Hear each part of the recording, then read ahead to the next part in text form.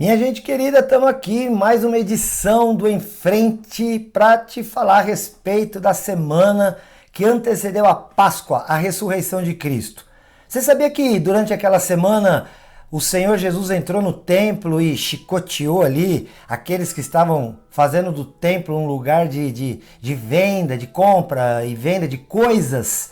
E o Senhor Jesus reprovando essa situação. O povo até vê essa condição de Cristo como uma condição assim mais humana que ele teve de expressão aqui na terra, quando ele nervoso entra e derruba tudo, chateado com o que estava acontecendo. Com certeza você conhece essa história. Você sabe que ela aconteceu, né, dentro da semana chamada Semana Santa. Você sabia disso? Além disso, você sabia que não aconteceu isso só uma vez? Aconteceram duas vezes. Duas vezes Jesus entrou no templo e fez isso. Você sabia disso? Pois se você não sabia, está sabendo agora aqui no Em Frente Responder. Gente, eu sou o pastor Silas de Souza, estou com você aqui todos os dias, segunda a sexta-feira, aqui na TV Cultura, canal 27.1. 2 horários, hein? 8 da manhã, 1h30 da tarde. Perdeu das 8 horas? Não tem problema, porque vai reprisar a 1h30. E se você ainda perder, não tem problema. Entra nos nossos canais das redes sociais, especialmente lá no YouTube. Se inscreve no canal, aciona o sininho e não deixa de estar com a gente participando. Se tiver alguma dúvida, WhatsApp 439-9147-5007. Bom, estamos falando sobre Semana Santa e hoje quero falar aqui com você sobre o texto de Mateus 21. Mateus capítulo 21, que é o que nós estamos usando para falar a respeito dessa semana que antecede a Páscoa, tanto a paixão, né, a morte, quanto o domingo, a ressurreição de Cristo. E aqui em Mateus 21, estou aqui com a Bíblia, no versículo 12, a gente tem o texto conhecido já que diz: Jesus entrou no templo e expulsou todos os que ali vendiam e compravam. Derrubou as mesas dos cambistas e as cadeiras dos que vendiam pombas e disse-lhes: está escrito, a minha casa será chamada casa de oração, mas vocês estão fazendo dela um covil de salteadores. Esse texto ficou conhecido aí publicamente como o texto chamado de a purificação do templo. Ele não está registrado só em Mateus, está registrado também em Marcos 11, Lucas 19. Beleza, esse é um dos fatos que aconteceram antecedendo a morte e ressurreição de Cristo. Ele faz parte da Semana Santa. Nós falamos no programa anterior, você se lembra bem, da entrada de Jerusalém, a entrada em Jerusalém, a chamada entrada triunfal, onde Jesus é aclamado como rei, Hosana, bendito que vem, em nome do Senhor. E você ficou sabendo no programa anterior, ficou sabendo no vídeo anterior que Jesus entrou montado no jumentinho, mas na cena não havia só um animal. Você tinha ali 2 animais.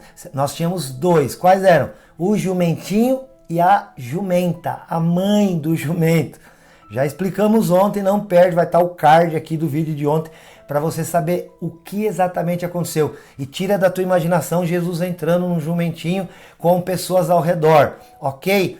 E também ali falamos a respeito dos mantos e das palmas que eles aclamaram a Jesus. Assiste o vídeo para você saber, beleza? Porque hoje nós vamos falar que não aconteceu só uma vez o fato de Jesus ter purificado o templo. Olha que coisa interessante, queridos.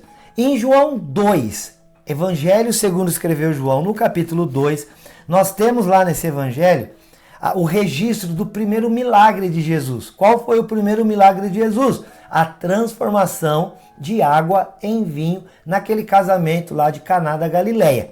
Foi o primeiro milagre público de Jesus registrado nos evangelhos. Também no capítulo 2, Jesus já começa o seu ministério fazendo um milagre e não só isso, queridos. No versículo 13, que é o texto sequente aí, que vem a seguir do primeiro milagre, a primeira coisa que Jesus faz, olha o que está escrito aqui. João capítulo 2, versículo 13. Estou lendo aqui de novo a Bíblia.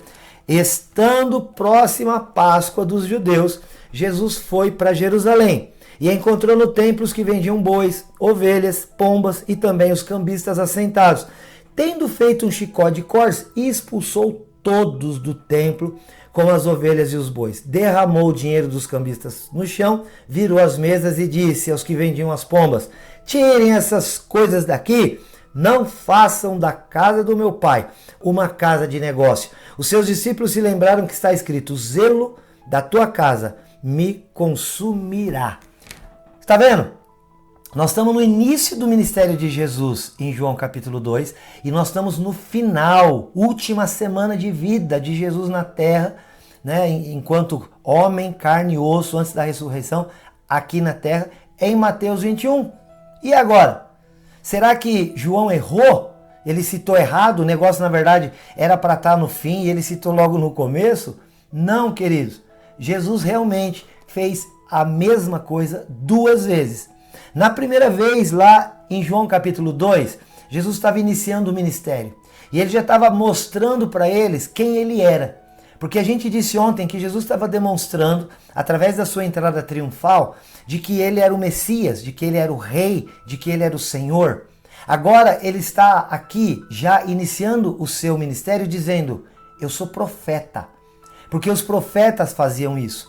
Se você pegar o Antigo Testamento e você acompanhar o livro dos profetas, tanto os maiores quanto os menores, você vai ver que eles chegavam diante dos reis, que eles chegavam diante dos sacerdotes, chegavam ali perante as autoridades, e se elas estivessem erradas, eles apontavam e diziam: vocês estão errados. E o Senhor Jesus aqui está fazendo a mesmíssima coisa. A hora que ele viu que a casa de Deus, o templo, o lugar usado para serviço de culto a Deus, as pessoas estavam vendendo, fazendo lucro, fazendo da casa de Deus um lugar onde elas pudessem obter vantagem, o Senhor Jesus falou: peraí, isso está errado. A Bíblia diz que ele pegou várias cordas, fez um chicote, desceu no lombo do povo. E foi expulsando tudo, jogando dinheiro para todo lugar e expulsando. E sai daqui, porque isso aqui é a casa do meu pai. Quem estava ao redor disse: olha, ele está fazendo aquilo que o salmista disse no Salmo 69:9. O Salmo 69:9 diz isso que Jesus falou aqui, ou que falaram de Jesus, que não foi ele que disse. Diz assim: o zelo da tua casa me consumirá. Isso é um texto citado lá no Salmo. E as pessoas, quando viram Jesus fazendo isso, associaram Jesus com o que tinha sido sido dito pelo salmista. Queridos, a casa de Deus era tão importante para Jesus, o templo era chamado de a casa de Deus. Era um lugar onde as pessoas iam orar, iam buscar o Senhor, embora a onipresença de Deus garantia que aonde a pessoa orasse e buscasse a Deus, ele seria ouvido. O próprio Senhor Jesus, lá em João 4, vai dizer para a mulher samaritana: olha, não tem lugar certo para adoração, porque ela dizia: é aqui no Monte de Gerazim, aqui em Samaria, vocês judeus falam que é lá em Jerusalém, onde que eu devo adorar a Deus? E Jesus diz aquela frase célebre: nem aqui nem lá, porque o Pai procura adoradores que o adorem em espírito e em verdade. E todos aqueles que fazem isso serão aceitos por ele em qualquer lugar. Então Jesus não estava assim preocupado exatamente com as paredes, com aquelas coisas todas. Jesus estava preocupado com a intenção que estava dentro do coração. Então Jesus já começa aqui a limpar o templo, que hoje nós vamos dizer que o templo não é mais as paredes, embora nós frequentamos lá, cuidamos e zelamos. Mas entendemos que, como 1 Coríntios 6 diz, através do apóstolo Paulo, o templo do Espírito Santo hoje sou eu. O templo do Espírito Santo hoje é você, meu irmão, minha irmã, meu querido, minha querida. E quando o Senhor Jesus vem, começa o seu ministério limpando o templo, purificando o templo, isso é uma simbologia para nos dizer que é o que ele começa fazendo na nossa vida, queridos. E quando lá em Mateus 21, na sua última semana, antes da sua morte, ele faz de novo, né? Em Mateus 21 a gente leu a purificação do templo, só que dessa vez Jesus é quem diz. Ele chega, limpa tudo lá, porque de novo estavam fazendo a coisa errada na casa de Deus, e ele agora diz, porque lá em João 2, disseram a respeito dele, olha, ele está citando, ele está fazendo o citado pelo salmista lá no Salmo 69:9, que o zelo da tua casa me consumirá. Agora o próprio Senhor Jesus abre a sua boca e cita Isaías 56:7, que diz, a minha casa será chamada casa de oração para todos os povos. É interessante que ele diz casa de oração para todos os povos. Por quê? Era assim, olha, o templo tinha lá o lugar interior do templo e tinha o seu arredor, como se fosse ali um quintal, né? um lugar em que as pessoas tinham lá o portão de entrada, aí tinha ali um hall de entrada e aí sim a parte interna do templo. Na parte interna do templo só entrava judeu. Na parte externa, que é esse arredor, né, essa espécie de quintal, esse hall de entrada, era chamado de pátio dos gentios, porque os gentios não podiam entrar. Quem eram os gentios? Quem eram eles? Eram os não judeus. E eles só podiam ficar ali ao redor. Você sabe, eu fui para Israel, em Jerusalém, no ano de 2017. E isso ainda acontece lá no monte, onde está aquela mesquita que tem aquela cúpula de ouro. E sabe o que acontece lá?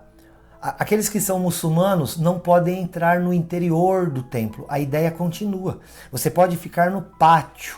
O não muçulmano pode ficar no pátio. Ele pode até chegar perto, mas ele não pode ir no interior. Aqui Jesus está nos ensinando, olha, ele está purificando o templo e dizendo, a minha casa, a casa do meu pai, será chamada de casa de oração para todos os povos. Independente se é judeu, se é grego, se é romano, se é americano, se é japonês, se é brasileiro. Todos hoje têm acesso à casa do Pai e têm acesso a também buscá-lo, e se de coração e espírito em verdade fizer isso, será aceito por ele. O Senhor Jesus fez isso 2 vezes. Você sabia disso? Fez isso no início do seu ministério e fez isso na última semana do seu ministério aqui na terra. Olha que coisa legal! Curiosidades que você só fica sabendo aonde? Aqui no Em Frente. Por isso, querido, amanhã ou no próximo vídeo, aguarda aí, eu quero falar com você a respeito de o galo cantou antes de Pedro negar a Jesus? Sim ou não? Você vai ficar sabendo disso, sabe aonde? Aqui no Em Frente, mas para isso, entra lá no Facebook, curte a nossa página, vai lá no Instagram, segue e principalmente vai no YouTube e se inscreva no canal, aciona o sininho, curte se você gostar desse vídeo, compartilha com muita gente, para que se você tem alguma dúvida, você já sabe, o Em Frente responde. Que Deus te abençoe poderosamente, em nome de Jesus. Tchau!